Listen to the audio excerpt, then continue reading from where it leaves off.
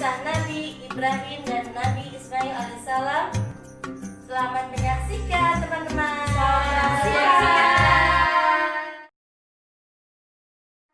Assalamualaikum warahmatullahi wabarakatuh.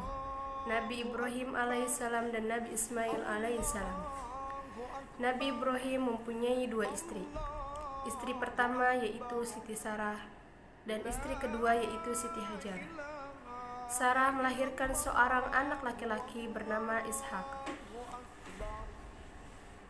Dan Siti Hajar melahirkan seorang anak laki-laki bernama Ismail. Sarah merasa tidak senang hidup bersama Siti Hajar.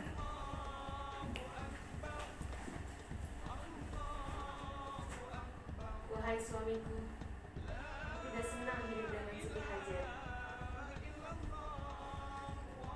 Berkali-kali Sarah meminta kepada Ibrahim agar Siti Hajar dan anaknya dipindahkan ke tempat lain. Akan tetapi, Nabi Ibrahim tidak segera menurutinya. Sabar wahai istriku, nanti Siti Hajar dan anaknya akan aku pindahkan ke tempat yang lain. Barulah diberi perintah kepada Allah Subhanahu wa Ta'ala, Nabi Ibrahim mengajak Siti Hajar dan Ismail ke Mekah. Ismail yang masih menyusui terpaksa mengikuti kedua orang tuanya.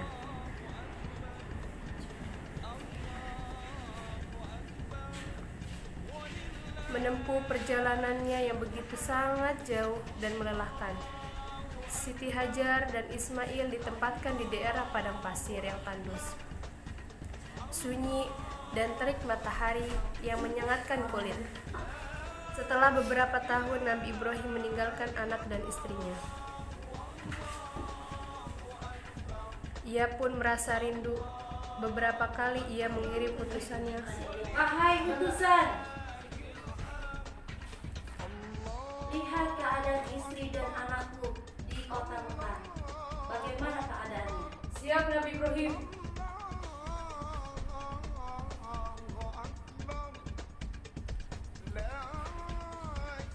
Anak dan istrimu dengan keadaan baik-baik saja. Alhamdulillah ya Allah, aku merasa lega mendengar keadaan mereka di sana dalam keadaan baik-baik saja. Ternyata kehidupan anak dan istrinya itu diberi kecukupan oleh Allah Subhanahu wa Ta'ala.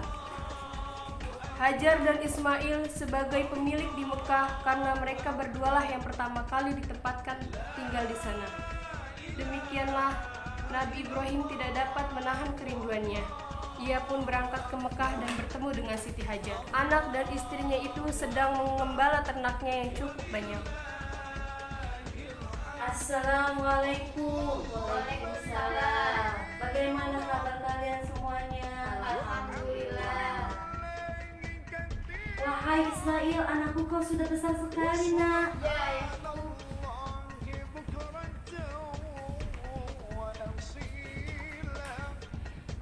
Dalam perjalanan pulang ke Mekah dan beristirahat di Musdalifah karena kelelahan, akhirnya tertidur di dalam tidurnya yang sebentar itu.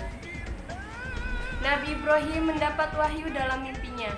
Ia diperintahkan oleh Allah Subhanahu wa Ta'ala untuk menyembelihi Ismail, anak kesayangannya itu yang harus dikurbankan sebagai bukti patuhnya Nabi Ibrahim kepada Tuhannya. Seketika itu juga Nabi Ibrahim terkejut dan berdebar-debar. Tampak begitu berat ujian kali ini. Ia pun akhirnya menguatkan hati demi rasa cintanya yang sangat besar kepada Allah Subhanahu wa Ta'ala. Ia juga akhirnya memberitahukan kepada Nabi Ismail. Astagfirullahaladzim. Wahai anakku, ya ayah, tadi ayah mimpi sebentar. Allah memerintahkan ayah untuk menyembelih Ismail. Bagaimana pendapatmu wahai anakku?